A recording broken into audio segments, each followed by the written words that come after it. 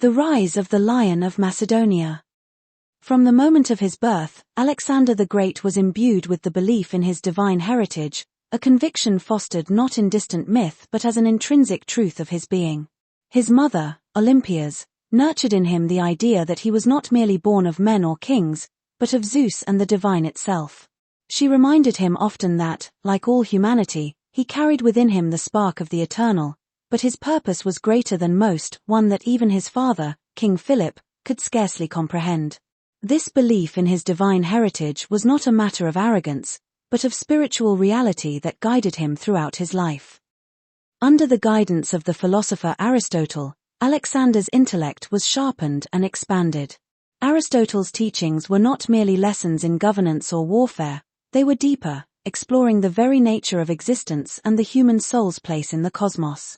Alexander learned to seek harmony between the physical and spiritual worlds, gazing at the stars not just as a king but as one with a place among them. This philosophy of balance, between power and wisdom, ambition and humility, became the core of his character as he grew. Yet, while his mind was honed in the realms of knowledge and philosophy, Alexander's body and spirit were tempered in the harsh realities of warfare.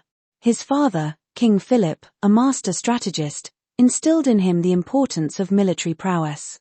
But the young prince's understanding of power and destiny was soon to be forged by a singular encounter, one that would symbolize his rise and his approach to life itself. In the royal court, a magnificent horse named Bucephalus was presented, a creature of such strength and ferocity that none could tame it. Tall and imposing, Bucephalus' black coat gleamed like polished obsidian, but his savage temperament made him dangerous. The animal had thrown off every rider who attempted to mount him, and soon the men of the court deemed him untamable, ready to send the beast away. But Alexander, still a boy, stepped forward with calm confidence. Observing the horse, he noticed something none of the others had seen. Bucephalus was not wild from aggression but fear. He was terrified of his own shadow. With a quiet resolve, Alexander turned the horse toward the sun, removing the fearsome shadow from its sight. The once frantic beast calmed instantly, and Alexander, with a steady hand, mounted him. To the amazement of all, Bucephalus yielded to the boy's command, galloping freely under Alexander's control. King Philip, watching his son, was filled with pride and awe. His famous words echoed through the hall, "My boy, you must find a kingdom large enough for your ambitions. Macedon will not be enough for you." Bucephalus became not just a companion, but a living symbol of Alexander's destiny, a testament to his ability to overcome fear, to master the impossible. This moment defined Alexander's belief that no obstacle, however great, could deter him from his path. As he matured, the lessons of Bucephalus, the deep understanding of his divine heritage, and the wisdom imparted by Aristotle fused into a singular drive.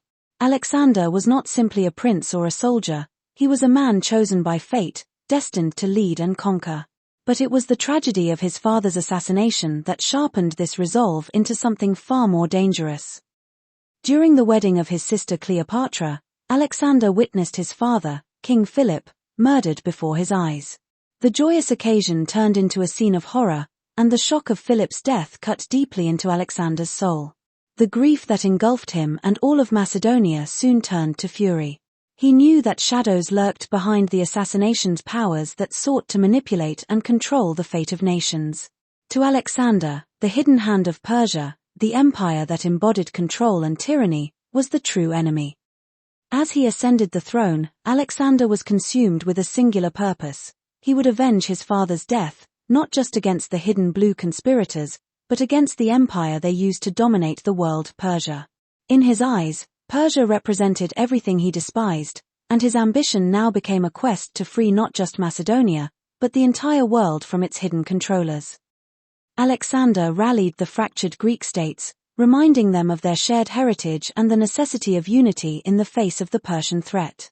This title of Protector of Greece was not just something he claimed, it was his birthright, passed down from his father, King Philip II.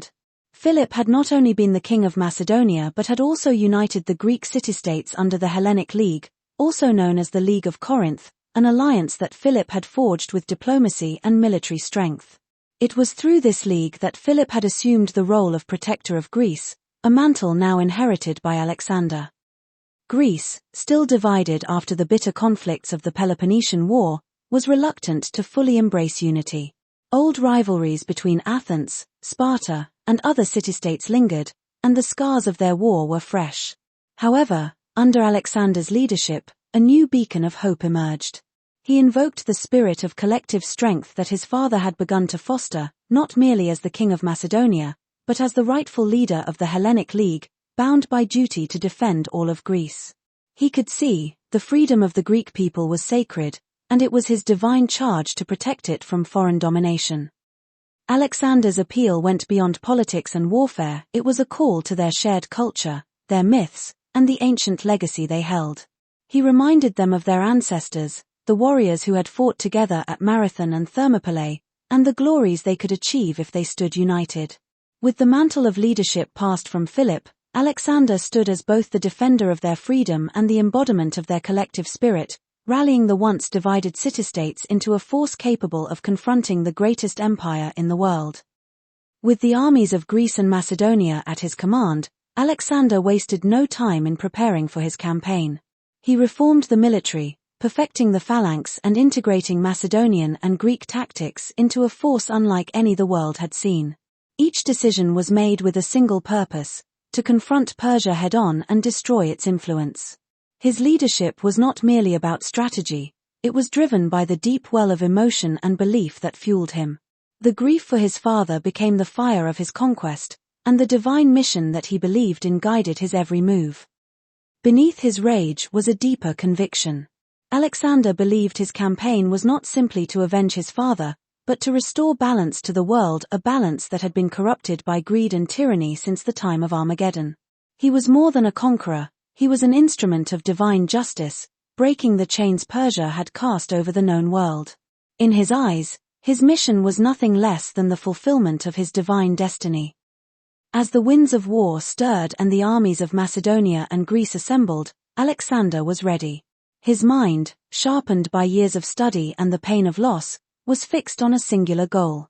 The shadows of Persia loomed large, but Alexander, like he had done with Bucephalus, turned toward the light.